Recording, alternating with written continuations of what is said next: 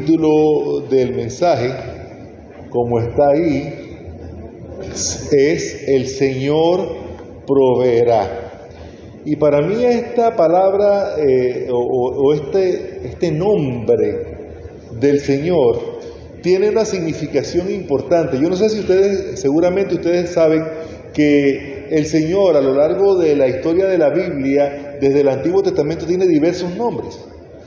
Está el Señor Jehová de los ejércitos, dice la traducción, Jehová Rafa, Jehová Jireh es el que hoy nos ocupa, Jehová Jireh, el Señor proveerá. Y muchas veces tomamos este nombre, el Señor proveerá, como un escudo o como un arma, como un recurso que como creyentes tenemos cuando tenemos una necesidad, ya sea económica, ya sea de trabajo, ya sea de salud, inclusive dentro de la vida de la iglesia. Bueno, no tenemos un maestro, no tenemos un pastor, Jehová Jireh, el Señor proveerá. El Señor proveerá, ciertamente.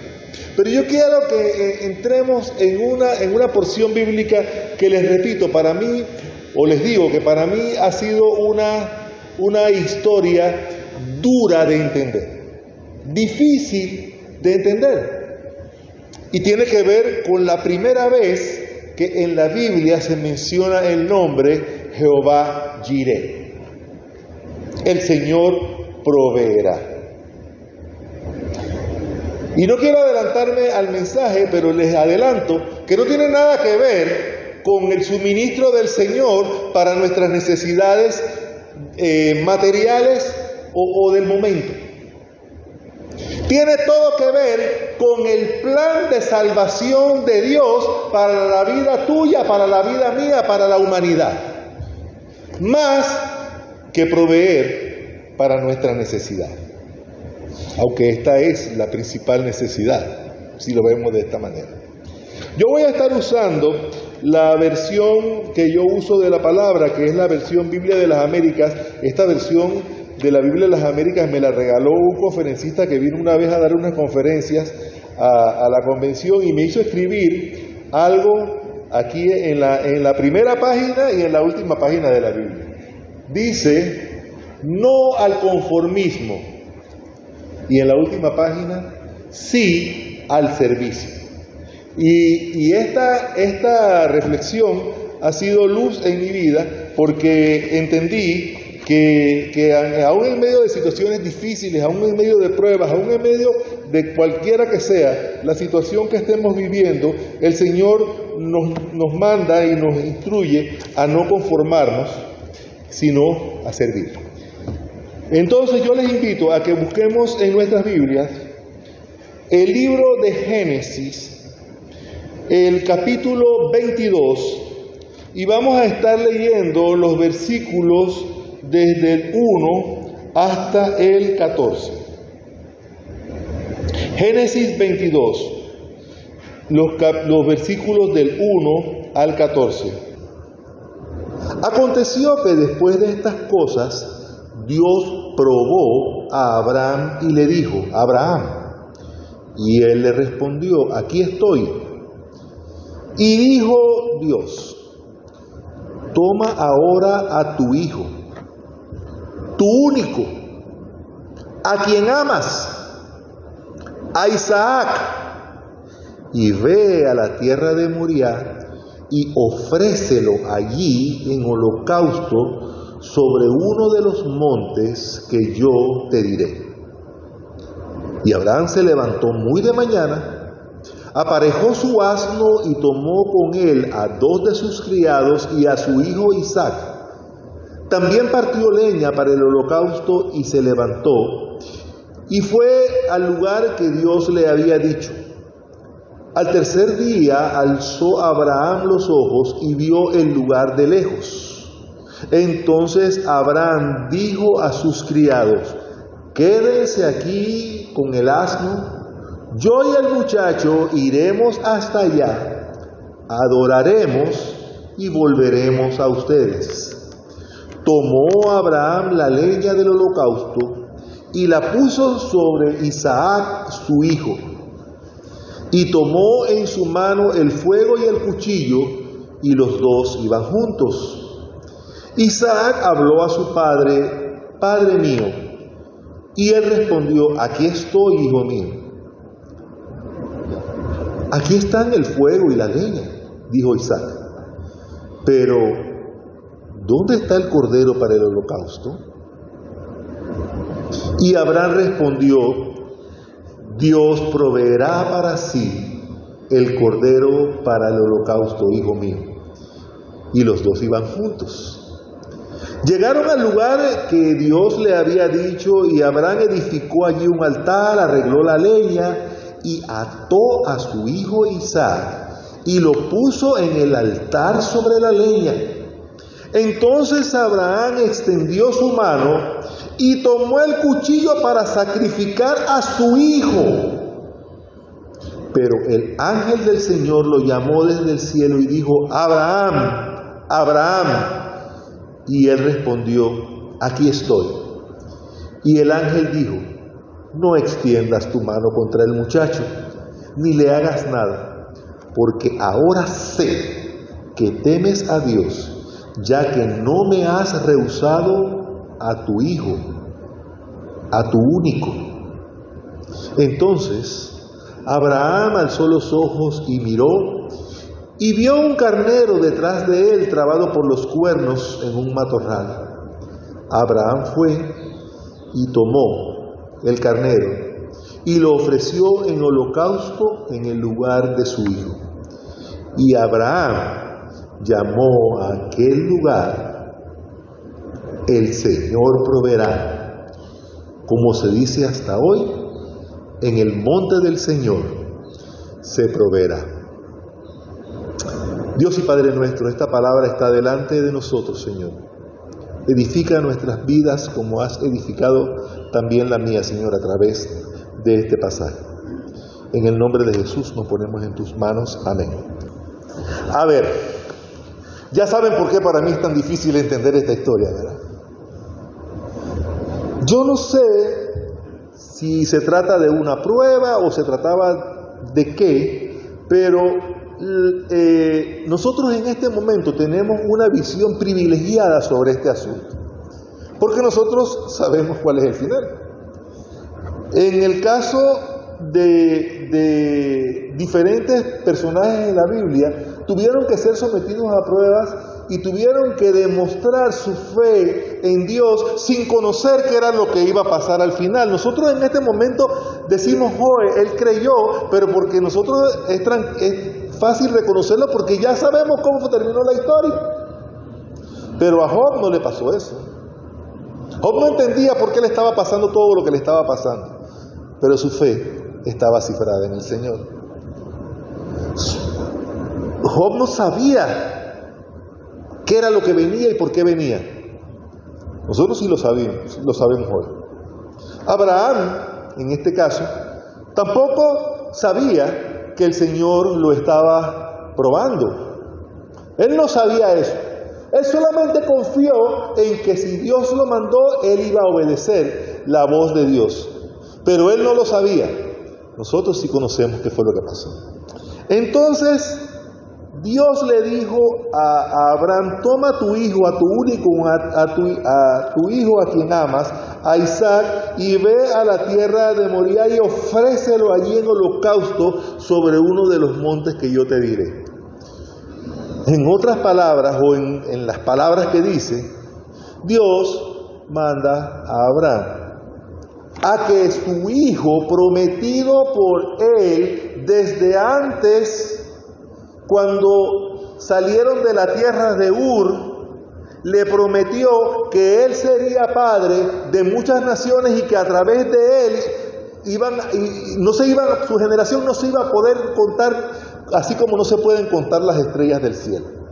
Y a ese hijo, cumplimiento de la promesa de Dios, en este momento Dios le dice: anda, vete al monte eso, mátalo, pícalo, ponlo en el altar, quémalo. Esto parece como un barbarismo.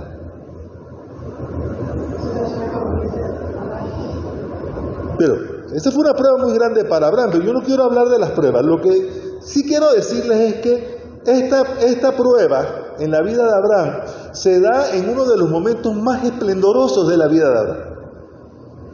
Sí, ya él había sido justificado. Cuando llegamos a este punto, ya él había sido llamado por Dios mismo, su amigo, el padre de la fe. Por su fe había sido justificado. Así que este sacrificio que Dios le pedía a Abraham no era un sacrificio para salvar su vida, para santificarse y para ser llamado amigo de Dios o hijo de Dios. Porque ya Abraham había creído en Dios. Eso lo vemos desde Génesis, desde el capítulo 15. Yo les invito a que lean los capítulos anteriores para que vean cómo va evolucionando la historia de Abraham.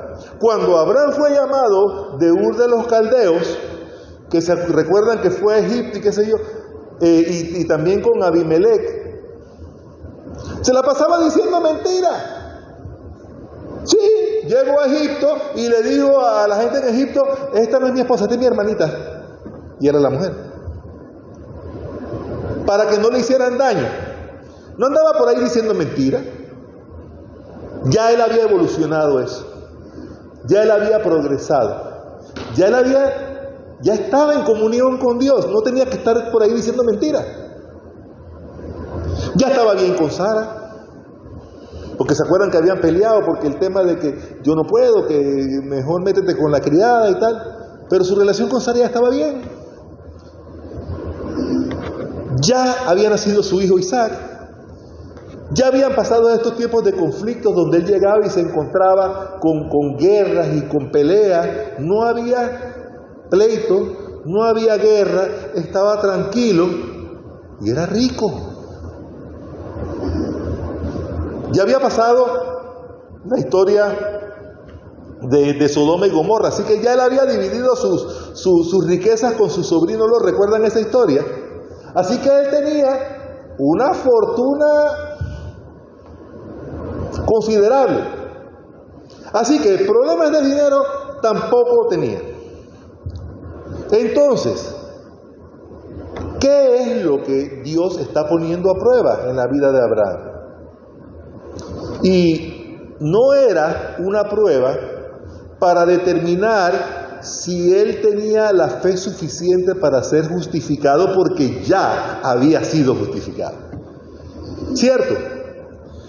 Era una prueba para que Dios pudiera decir de él, como dice mucho más adelante: ahora sé que temes a Dios, ya que no me has rehusado a tu hijo, a tu único. Y como dice en Santiago capítulo 2, esta obra fue una demostración externa de la inmensa fe que internamente Abraham ya tenía en Dios. Aún más, yo diría que esta prueba sirve más para nosotros que lo que sirvió para Abraham. Porque para nosotros es como que nosotros pudiéramos decir, después decirle a Dios algo como: Señor, ahora sé que me amas. Así como Dios le dijo a Abraham: ahora sé que temes a Dios. Nosotros ahora podemos contestarle: Señor, ahora sé que me amas porque tú no me rehusaste a tu hijo, a tu único. Y se dan cuenta, la figura de Isaac viene a ser como un tipo de Cristo, porque lo que Dios le estaba pidiendo a Abraham era lo que él iba a hacer por la humanidad y por nosotros sus hijos en algún momento. Darnos en sacrificio a su hijo, a su amado, a su único. ¿Estamos claros con eso? Así que vamos entonces a tratar de entender un poco a los personajes que habían en esta historia. Y en sí la idea principal que yo tengo en mi mente con respecto a este mensaje es entender en qué consiste la necesidad de que Dios provea. Y vamos a hablar de los principales dos personajes que están aquí. Primero, Isaac. Cuando esto sucedió, la Biblia no es muy clara. Nosotros nos imaginamos que Abraham estaba ofreciendo a su hijo Isaac y que Isaac probablemente era un niño. Pero en el contexto histórico, la edad de Isaac podría ser como desde 15 hasta 37 años. Imagínense ese abanico de posibles edades que pudiera tener Isaac. Y la realidad es que Isaac no era un niño pequeñito, como a veces lo pintan en las películas. ¿Por qué?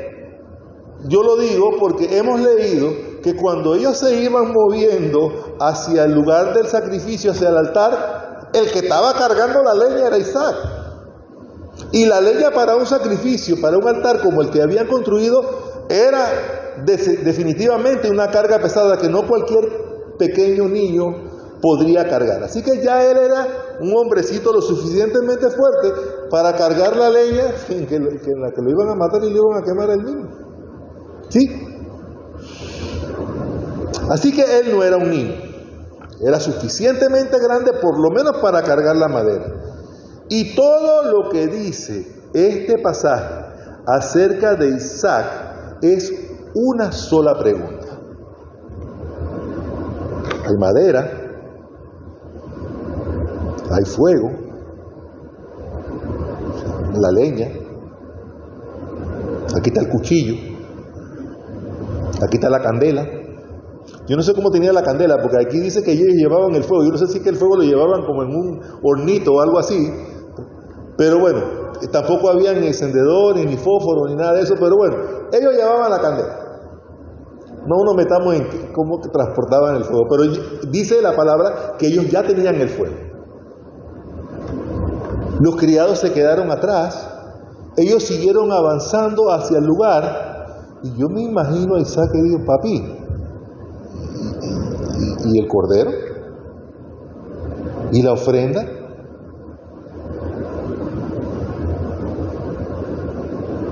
¿Qué pregunta tan dura para hacerla por parte de Isaac, que de alguna manera ya iba entendiendo que el que le iba a coger cuchillo era él?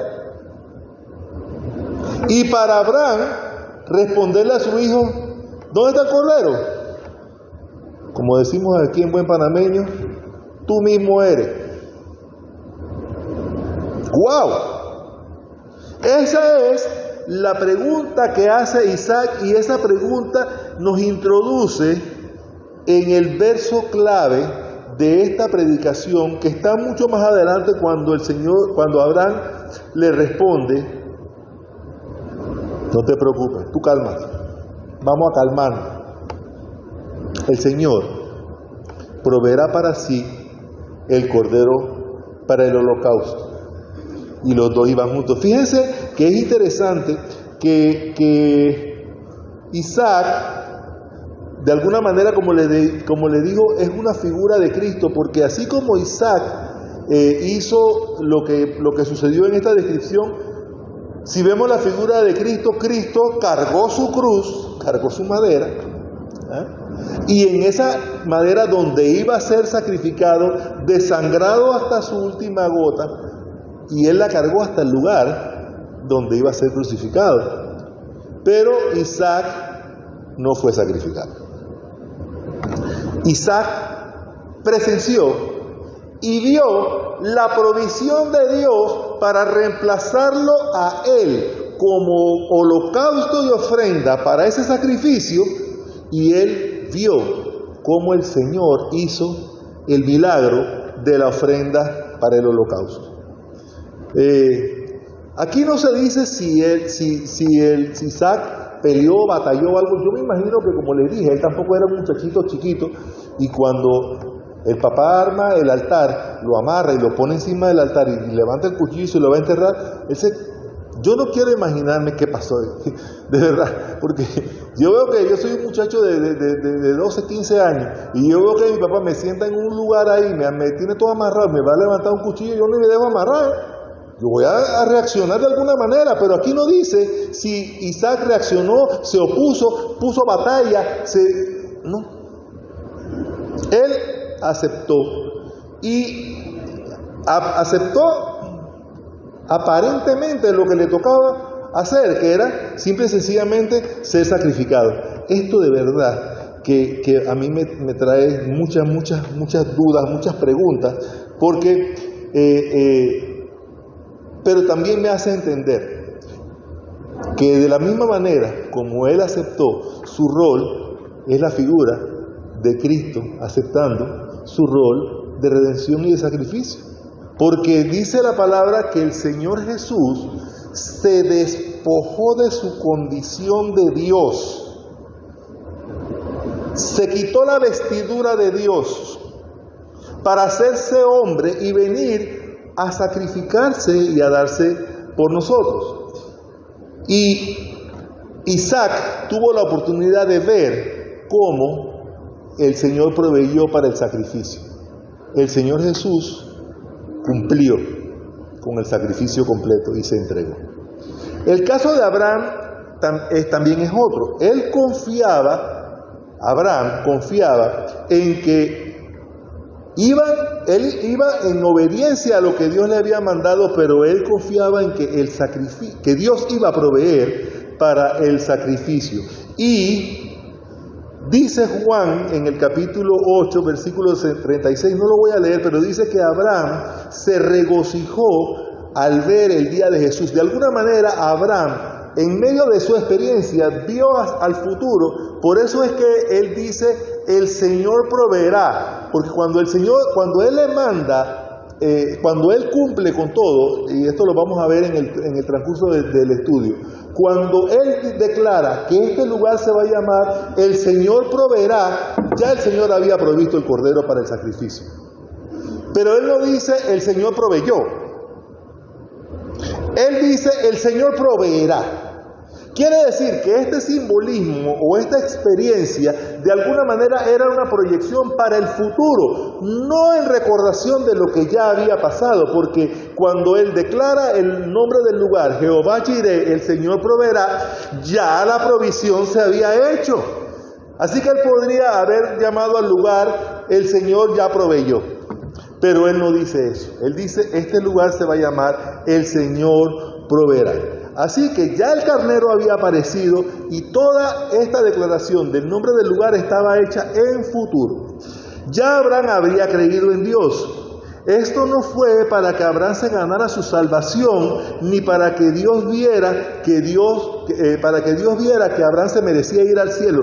Ya Abraham había sido declarado justo, ya Abraham creía. Pero ¿qué tanto creía? Creía tanto como para entregarle toda su vida y confiarle todo. Esto se trata de un proceso, y voy a invitarlos a que ustedes vean yo no sé cómo se llama, tintibajo se llama, ese palo que había antes en los parques, que tenía un tubo en un palo y un asiento en cada, y uno subía y el otro bajaba. Esto es como una montaña rusa. Fíjense las experiencias de la fe tambaleante de Abraham. En Génesis 15, Dios le promete a Abraham que él va a ser el padre de una gran nación, y Abraham le creyó. En Génesis 16 le dice que Sara le dice a Abraham que, habiendo recibido la promesa, como ella era estéril, que se juntara con la criada para tener un hijo, porque la promesa era a través de la criada. Dudó porque hizo uso de un mecanismo que no le era lícito. Así que él, al juntarse y o escuchar la voz de Sara, dudó. Su fe ya estaba. Dios le dice que será una gran nación con Sara, que era estéril. Y él le creyó. Abraham le miente a Abimelech por miedo de las consecuencias que podía tener el hecho de que él llegara con su esposa, y dice que era su hermana. Ahí dudó. Nace Isaac. Después de Abraham yo no sé si ustedes saben las edades. ¿Ustedes tienen idea de qué edad tenía Sara y Abraham cuando nació Isaac? Abraham tenía más de 100 y Sara tenía 90 años. ¿Se dan cuenta? Creo, dejo de creer, confío, pero después dudo. Esa era la fe tan valiente de Abraham. Pero en este momento de la prueba, Abraham no duda y decide obedecer. Así que ya Abraham sabía que Dios había de hacer una provisión. ¿Cuál provisión? Yo creo que lo menos que Abraham se imaginó era que iba a aparecer un carnero amarrado, enredado por los cachos ahí en un matorral. A lo mejor pensó, bueno, él me va a hacer matarlo y después que lo mate y lo queme, entonces lo va a resucitar o me va a dar otro después, o qué es. ¿Quién sé yo qué era lo que estaba pasando por la mente de Abraham? Pero la realidad es que no importa cuál fuera la solución que él se imaginara que Dios iba a darles, la realidad es que él confió en que Dios había de proveer solución porque lo dice. Y no solamente dice esto, fíjense que en parte del versículo hay una parte interesante. Cuando él se separa de sus criados y deja el asno con los criados allá, le dicen, ustedes espérenme aquí. Yo voy con el muchacho, vamos allá al altar, adoraremos en plural y volveremos en plural. Sí, él no dice, yo voy allá arriba, lo mato y yo regreso, ¿no? Él de alguna manera estaba declarando una confianza tan profunda en Dios que aún sabiendo que el mandato era que fuera y que lo sacrificara, que lo matara y que lo cremara, lo quemaran ahí en el altar del sacrificio, él le dice a sus criados, espérenme aquí, cuando con calma, yo voy para allá, vamos a ir para allá, vamos a adorar, adoraremos y espérenme aquí que volveremos. Fíjense qué clase de fe que no había sido, a pesar de todas esas tintibajos y todas esas oscilaciones de fe, en este momento él declara una fe inquebrantable en Dios. Volveremos, nosotros vamos a regresar. Yo no sé cuál va a ser el milagro que va a hacer Dios. Yo no sé qué es lo que Dios va a hacer, pero la realidad es que nosotros vamos a ir, vamos a adorar y vamos a volver. Y si comparamos nosotros esta fe con la fe de los discípulos al momento del sacrificio de Jesús, es bien distinta. Fíjense que Abraham, aún antes de sacrificar a su hijo, sabía que algo iba a suceder, si lo iban a resucitar, si iba a proveer, algo iba a pasar, pero él iba a regresar con su hijo. Pero cuando el Señor murió, sus discípulos pensaron que ya todo estaba atrás. Perdimos la guerra, perdimos esta batalla. Algo pasó, mataron al Señor.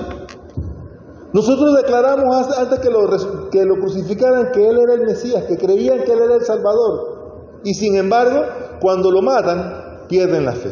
Es más, hubo 2 discípulos que hasta que no lo vieron resucitado no creyeron. No solamente no creyeron que iba a resucitar, sino que dudaron de su resurrección aún cuando ya se había verificado y que no creyeron hasta que no lo vieron. Y digo 2, uno era Tomás y el otro, el mismo Juan. El mismo Juan.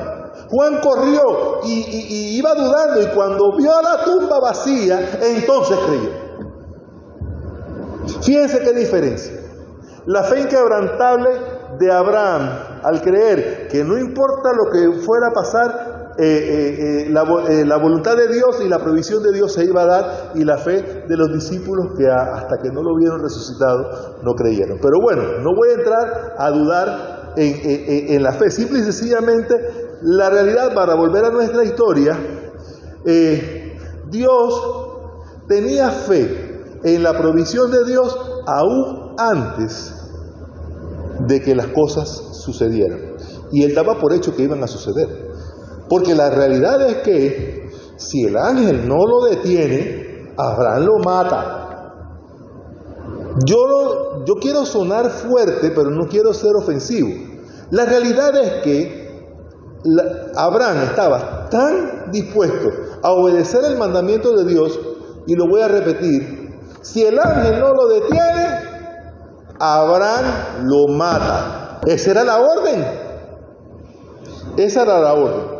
Pero tanta era la fe de Abraham que estaba dispuesto a matar a su hijo sin haber visto cómo lo iban a sacar, si lo iban a resucitar, si iba a haber alguna provisión.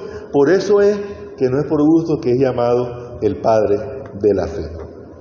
Entonces, el Señor hace esto y Abraham le pone el nombre al lugar. El Señor proveerá. Y este es el nombre con el que empezamos nuestra predicación de hoy. Jehová Jireh. Y este Jehová Jireh se ha convertido, hermano, en una muletilla de los creyentes. Cuando no tenemos que comer, Jehová Jireh. No te preocupes. Cuando no tenemos dinero, Jehová Jireh.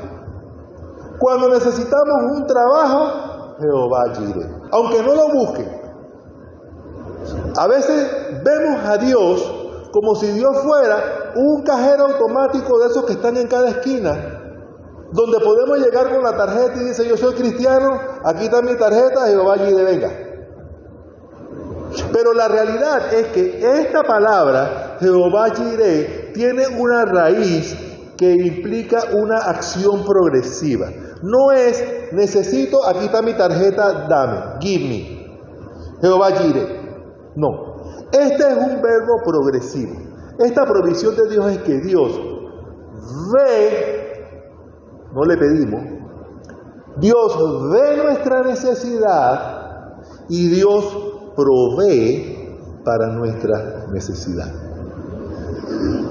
No es la muletilla que muchos creyentes, y a veces incluyéndome a mí mismo, que desarrollo una fe que me dice: bueno, no importa lo que esté pasando, Jehová Jireh, y mientras tanto yo voy a poner la televisión para ver juego de fútbol, porque Jehová Jireh,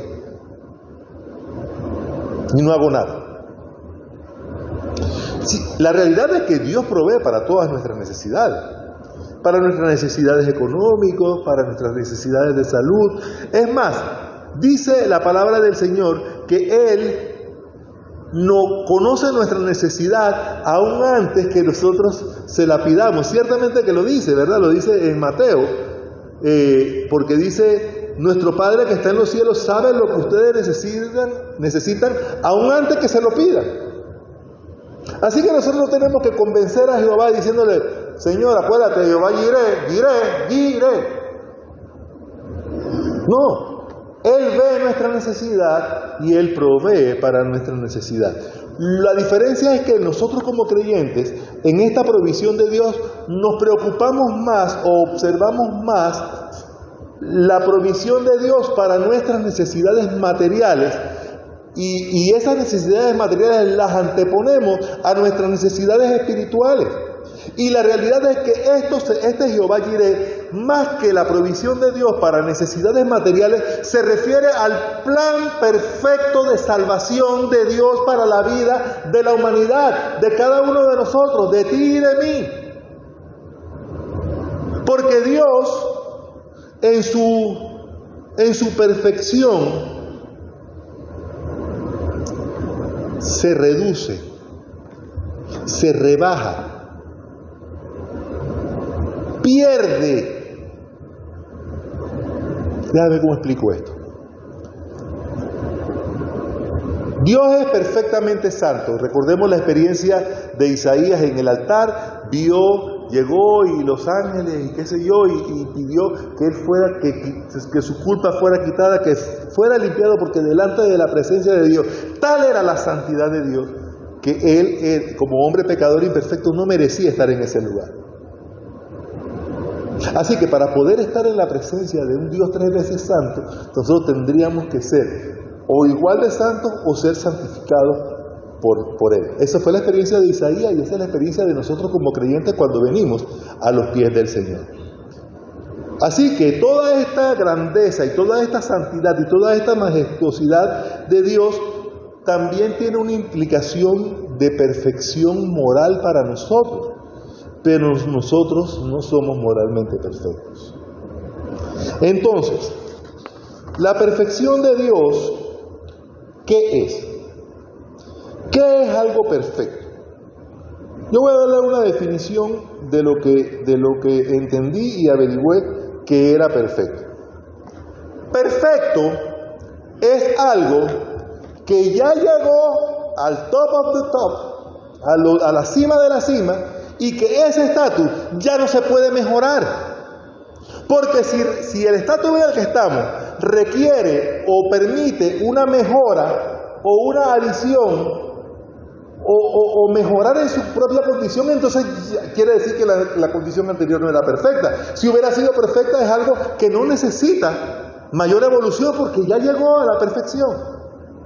Entonces, si Dios, santo, sublime, perfecto, majestuosamente perfecto, se relaciona con pecadores, su perfección se ve manchada. ¿Y por qué digo esto? Voy a hacer una observación o una frase. Dios se relaciona con personas que pecan. ¿Es cierto o no es cierto? Esa situación se puede mejorar. Entonces, ya no es perfecta.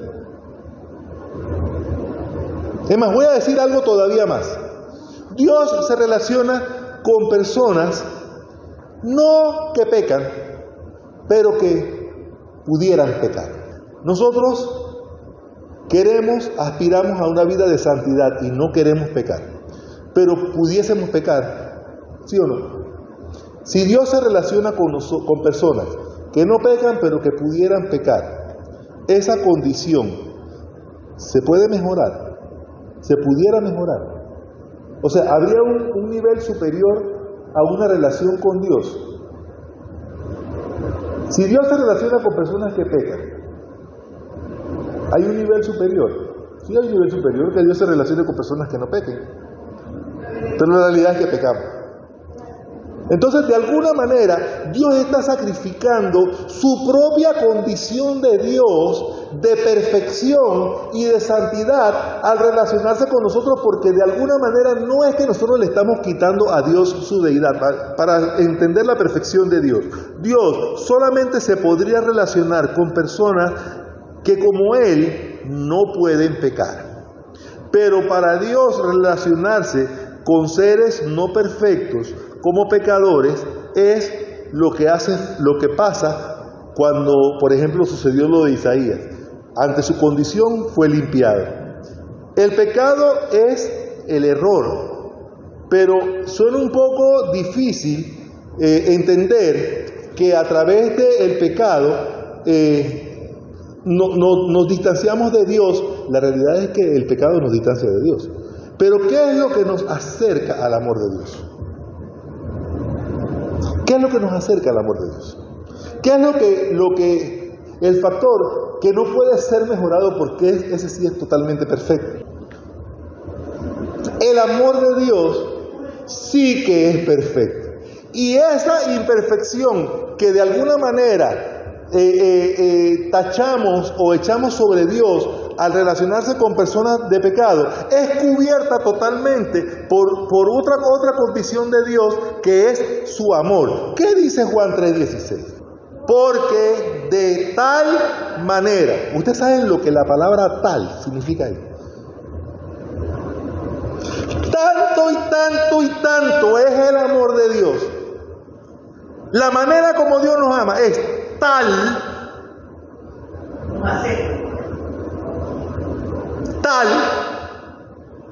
Entonces sí que dice el resto del versículo.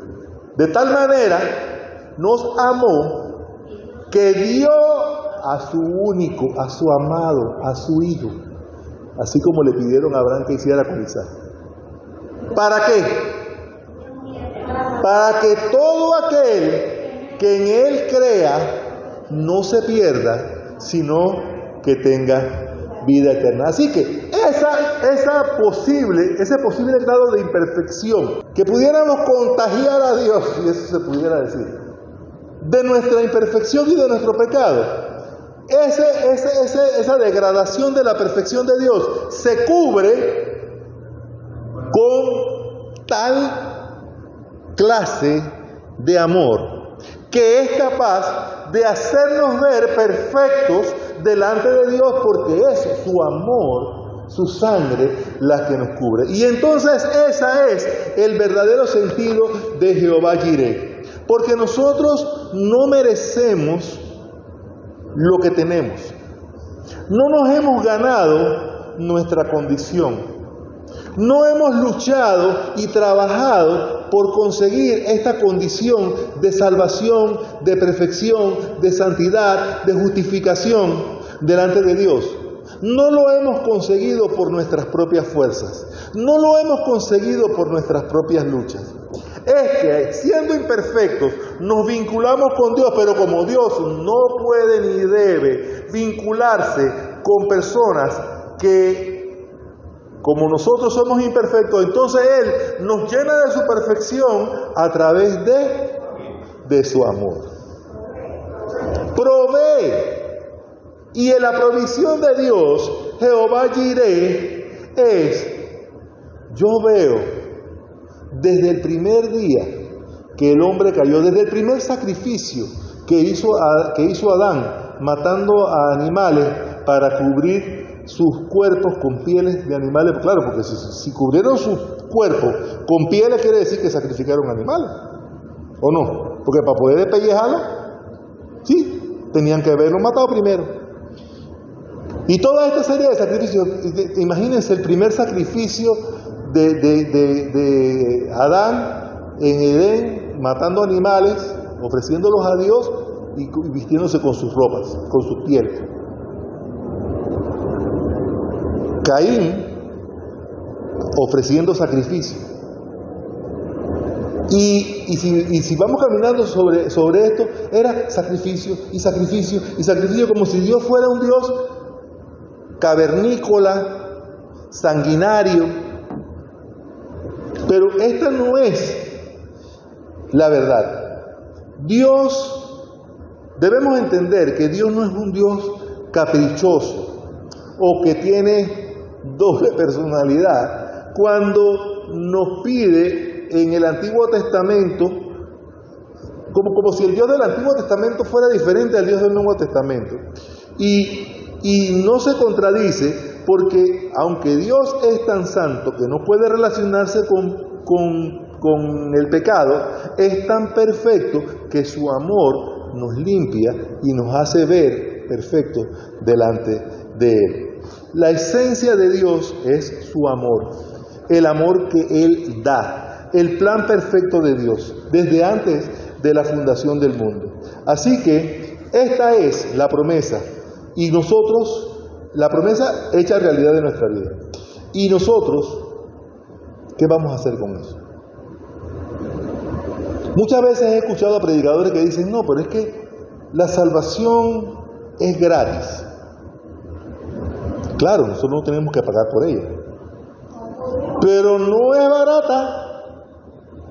Una cosa es que sea gratis y otra cosa es que no cueste. No sé si me explico. Si nosotros entendemos que la salvación y la provisión de Dios es gratis para nosotros por un acto de fe, tenemos que entender cuán grande es esa provisión que le costó al Señor Jesús hasta su última gota de sangre. De tal manera que cuando lo pullaron, lo que salió fue una sanguaza ahí. Ni una parte de este concepto es, Dios no nos puede pedir o no nos pide que nosotros nos sacrifiquemos de nuevo para poder perdonar nuestros pecados. Eso no es lo que Dios nos pide. Dios lo que nos pide es que creamos en la provisión de Él y que a través del sacrificio de Él, de su único, de su amado, nosotros podamos acceder a este nivel de salvación. Dios probó a Abraham para ver si era capaz de darle a su hijo. Pero si Dios no hubiera dado al suyo, esta prueba hubiera sido cruel e injusta. Pero Dios sí nos dio a su hijo. sí nos dio a su único. Y solamente Él pudo hacer la provisión para que Abraham no matara a su hijo, pero entregar a su hijo por nosotros hasta la muerte. Jehová Jireh, Él proveerá. Y le digo algo, yo que soy, dice la hermana María, me da un título aquí dentro de la iglesia que me dice ministro de adoración. Dice la palabra que delante del Señor toda rodilla se doblará. Si usted no ha llegado a la conclusión de doblar sus rodillas delante de Dios, apúrese, porque de toda manera lo va a hacer. La palabra de Dios lo dice. Toda rodilla se doblará y toda lengua confesará que Cristo es el Señor. Y si usted no está dispuesto a hacerlo ahora mismo, a doblar sus rodillas y a confesar que Cristo es el Señor, apúrese, decídase, porque tarde o temprano, de todas maneras, lo va a hacer. Eso es lo que la Biblia dice, y yo lo creo. Que el Señor les bendiga, mis amados. Jehová Jireh, Él nos dará la provisión para la salvación de nuestras propias almas y la vida eterna. Dios les bendiga, amados.